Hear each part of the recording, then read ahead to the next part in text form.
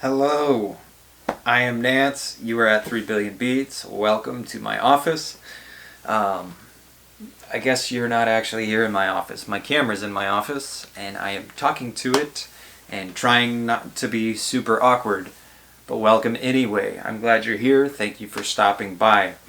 You just saw a little slideshow, some photos, and a small video clip from the Protect the Vote rally in Phoenix, Arizona on Friday, November 6th. It was outside the Maricopa County Elections Department, and it was overall an experience.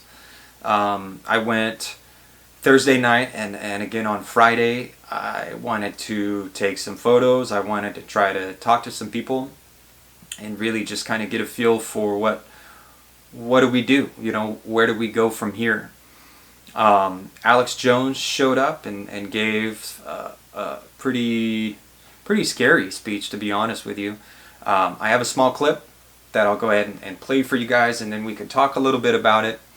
But overall, I really just wanted to, I guess, talk about where to go from here. So I'll go ahead and play the clip, and then we'll come back and talk. From the White House. The next thing is the communists funded by Soros and other Nazi collaborators like Soros are saying they're going to attack the White House in the next few days. Oberman has called for the murder of the president. They're censoring and all patriots on the internet while letting Democrats call for mass murder. So everyone who can needs to go and surround the White House and support the president. I'm going to be going to Washington, D.C. next to defend the president and to surround the White House myself. And I want to ask all of America to act like these great Arizonans and Georgians and Pennsylvanians and come with me to Washington, D.C. I'll be going to Washington, D.C. in the next 48 hours. They'll be launching their attacks this weekend, Antifa and BLM. Join me, America. Join Trump. And let Trump know we back him, and he will not concede to this fraud. He will not concede to the communist Chinese agent Joe Biden. And if they wanted to fight, they have summoned the fight. They have summoned the Kraken. America is rising, and we will defeat the globalists. Fuck Bill Gates! Fuck Bill Gates! Fuck Bill Gates! Fuck! So, as we saw in that Alex Jones clip, he's doing the standard Alex Jones thing, kind of riling people up, agitating, inciting violence, talking about assembling in Washington, D.C., outside the White House. I don't know what's going to happen.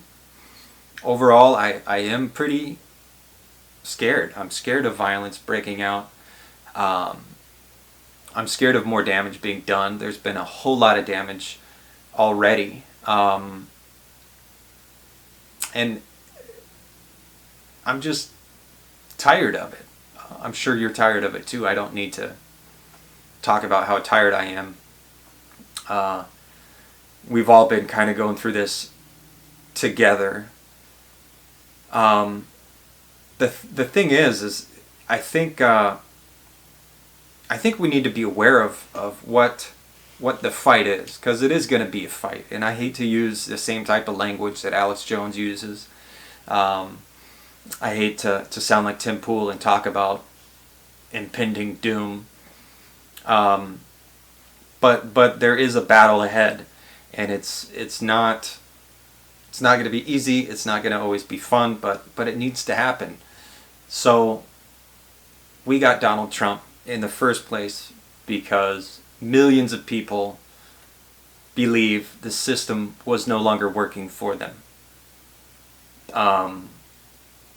Millions of working class individuals were fed up of feeling disenfranchised, exploited, feeling like they didn't have a voice, didn't have prospects for the future, opportunities, didn't have a chance at success. And honestly, normally that's a good thing. When the working class gets fed up, that's when things happen. But Donald Trump came along and ran on a platform of fear and hate, bigotry, traditionalism, exaltation of the state, all the things that really kind of appeal to these people on a really superficial level. And you know what? That's okay. I don't blame these people for having biases. I don't blame these people for being bigoted. I really don't. We all have implicit biases. Having the ability to acknowledge and overcome them is important. And we need to give these people an opportunity to do that instead of playing on those fears and playing on that bigotry. We need to be able to sit down with these people and forgive them for what they've done, because some of them have done some horrendous things. But we need to not label them enemies, and we need to not ostracize them and other them and blame them. We need to give them an opportunity. And I don't mean that in the milquetoast liberal Joe Biden speech, it's time for healing. I mean that in the real way. Give them an opportunity. Be the opportunity for them to learn from their mistakes. We were not born with the beliefs and knowledge and worldview that we have today, and we will not die with the beliefs and knowledge and worldview that we have today. That's part of life, is learning and growing. We need to be able to give these people an opportunity to do so. We need to reach out and hold these people's hands and give them an opportunity to unlearn the generations worth of bigotry and hate and fear and misinformation that's been forced into their brain by their families, their parents, their uncles and aunts, and their bosses and co-workers and loved ones and church members and pastors, and all the things that they take for granted that they don't think about because they don't have time to think about them. Being a member of the working class means being exploited. You don't have time to read political theory.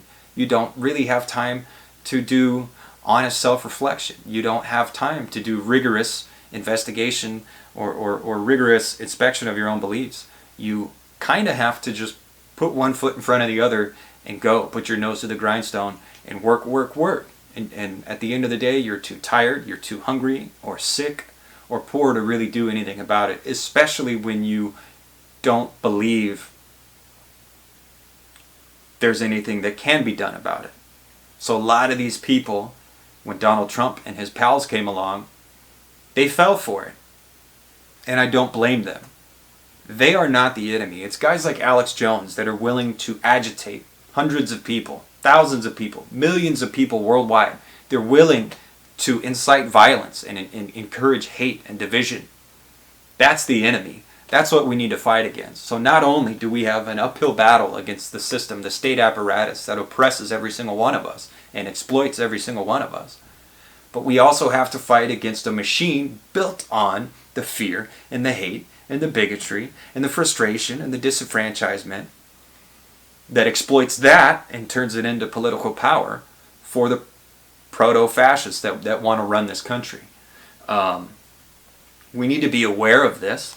We need to not conflate Alex Jones with his audience. We need to not blame these people. Yes, they've done hateful, hurtful things. Yes, some of them have done damage. And we need to find a way to come to terms with that.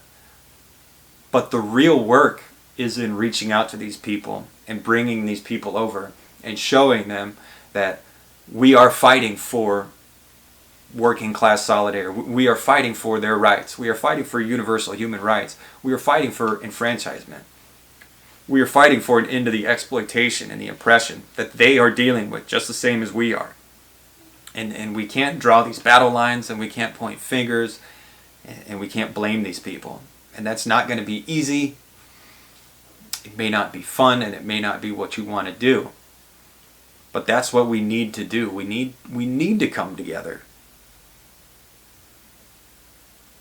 Thanks for stopping in.